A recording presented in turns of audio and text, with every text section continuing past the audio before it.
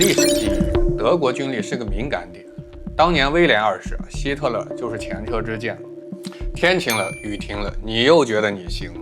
这次咱们不说隔壁的大聪明，也不是美国总统中期换届选举，而是我们印象中那个爱搞绿能、唱艺术歌剧、到处喊环保的德国，想在2031年干一票大的。话说那德国总理舒尔茨日前在朝堂之上大喝一声，咱家要在2031年前把联邦国防军练成欧洲第一铁军。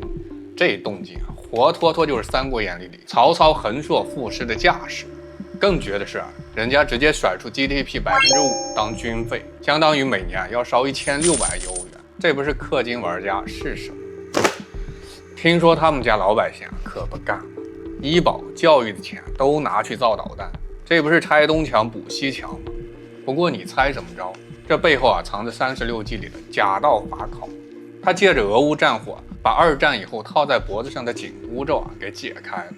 这边德国老放话要当欧洲武林盟主，人法国高卢雄鸡也急得跳脚，波兰铁骑在东边秣马厉兵，英国绅士躲在暗处研究 AI 激光炮。这哪是北约峰会明明是《战国策》里的合纵连横现场。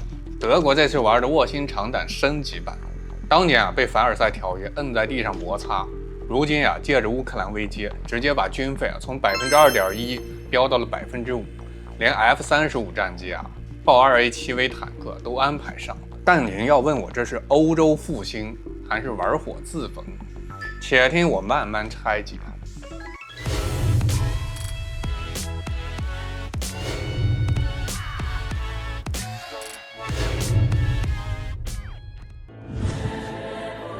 大家好，欢迎来到老井，我是大钊。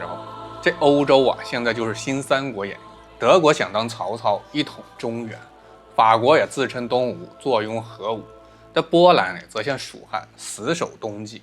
最绝的是意大利本来想当荆州坐山观虎斗，结果总理梅洛尼突然宣布，咱要打造欧洲最强装甲部，直接从德国莱茵金属定制了1000辆坦克。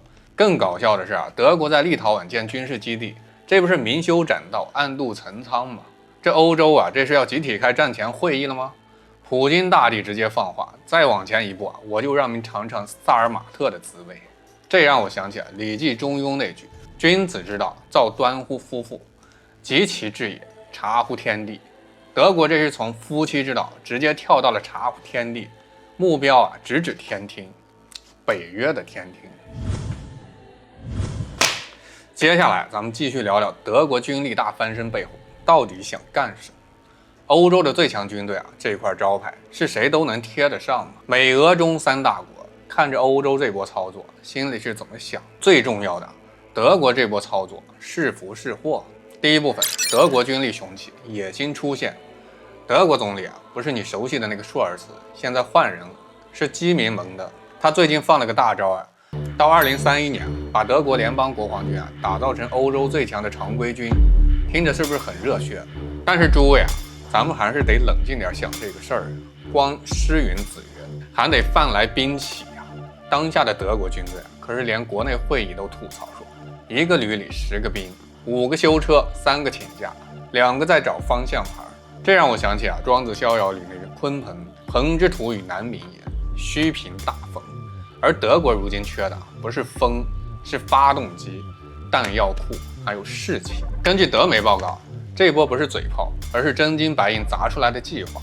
德国现在有常规国防预算约900亿欧元，GDP 占比约2.1%，可梅兹拍桌子说不够，要涨到5%。这是啥概念？中国军费目前是 GDP 的1.6%左右，美国约为3.4%，而德国想冲到5%，这就像是一个文艺男青年突然决定去健身、练拳击、打比赛，还要登顶欧洲拳王。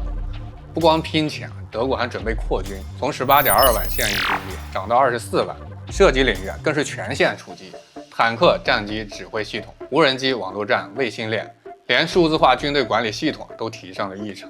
你以为德国是穷兵黩武，其实人家是认真的。第二部分，文青德国为何突然硬？德国传统印象里是什么？一个讲制度、重环保、做精密仪器、出口宝马大众的技术型国家。但这几年时代变了，俄乌战争打醒了欧洲，尤其是德国这个曾经对俄罗斯天然气上瘾的国家。2022年，舒尔茨就说过一个词儿，叫时代转折。这不是文艺啊，是警钟。德国意识到，光靠美国罩着，靠联合国调停是靠不住的。这背后啊有3大痛点：俄罗斯威胁常在，但普京呀不但没老实，反而越打越猛，核威胁也不断放出。美国呀靠不靠得住？这川普回来以后啊，大概率会让北约继续自己掏钱搞自卫反击了。德国呀必须自保。法国那边的核武啊虽猛，但巴黎中心论大家并不完全买单。再加上最近的印巴冲突，把法国的军武给干废。这下德国不想当老二，所以啊，德国必须转型，从技术制造强国啊变为了军事科技强国。这叫什么？软硬兼施。文武双全，黄袍加身，宝剑出鞘。第3部分啊，欧洲各国谁在捧场，谁在暗戳戳较劲儿？但你以为啊，德国说要当欧洲最强常规军，其他国家就拍手叫好？兄弟，你怕不是刚从哈利波特回来的？咱们看看周边国家都啥反应。法兰西这边，你常规军最强，行，我可是全欧唯一核武，还有航母、核潜艇，更重要的还有戴高乐 buff。你德国不是想抢 C 位，先问过我先。马克龙最近也在电视讲话中说，面对俄罗斯的威胁，我们国防预算要翻倍，这不是偶然，是回应。再看咱波兰哥最近肌肉不要练得太猛，国防预算 4.12%， 还买了美韩坦克 F-35， 计划把军队搞到50万，一个字儿就是干。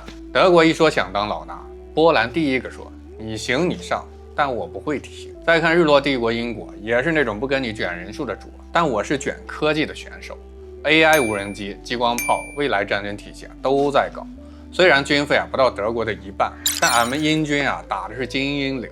还有意大利穷，我穷的有情怀，看似佛系实则野心满满。1000台豹2A7直接下单，准备打造欧洲最强装甲部队。这阵仗让我想到《左传》里一句古语：多行不义必自毙。但换个版本，这回是多搞军备必内卷。整条欧洲大陆已经变成了欧洲杯军备竞赛，拼的不再是足球，而是火炮射程、弹药精度跟谁能先报预算。第4部分，那德国真能当欧洲最强吗？但说到底德国这支军队你真问他行不行，他可能会回你一句：别急我还在加载，这兵源不足，军备过时，训练不齐，堪比开机5分钟训练2小时。他们搞个海军联训，结果舰长忘了密码，坦克出任务打不着火，最后只能被迫退回车库。士兵平均年龄快奔4，能跑不跳，能趴不卧。这不就是现实版《论语》里那句“欲速则不达”吗？有钱不等于有战略，有军装不等于有军魂。德国这波怕不是纸上得来终觉浅，就像《三国演义》，吕布猛是猛，但是没个战略大局眼也难成王。这回德国要真想坐上欧洲军头的位置，还得在政治整合、战略协调上下更多功夫。第5部分，德国的野望不是说说而已。你要真以为德国只是被北约压着一口气，那就太小看他了。这波军改其实暗藏一句话：美国你爱管不管，欧洲的安全我们德国说了算。有句话叫天之道，损有余而补不足，但德国偏要走逆天改命的路子，从欧盟账房先生摇身一变成了武装队长。这边修高速铺基建，一边造炮造兵，还要领导欧盟制定安全策略。说白了，德国要从后勤大队长升级成前线指挥官了。第6部分，全球格局怎么看德国军变？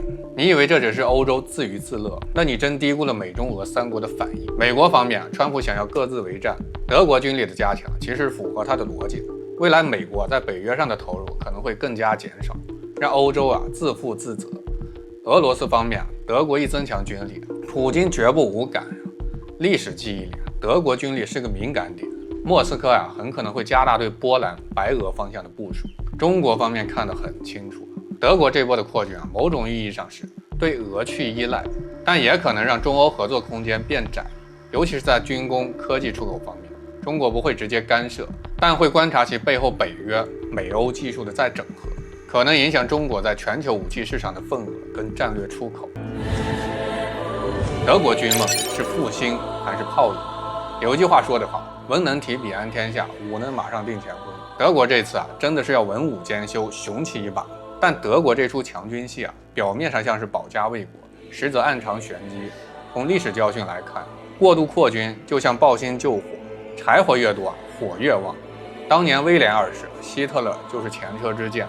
更危险的是，德国扩军可能会引发欧洲军备竞赛，甚至刺激俄罗斯采取极端行动，着了急灭国神器也不无可能。但话说回来，德国真的能如愿以偿？巨额军费会不会拖垮经济？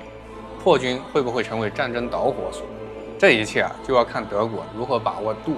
这场欧洲的军事豪夺究竟是塞温失马焉知非福，还是玩火自焚引火焚身？感谢各位家人们跟大钊一起在老友记燃烧青春的热血，点赞订阅，下期见。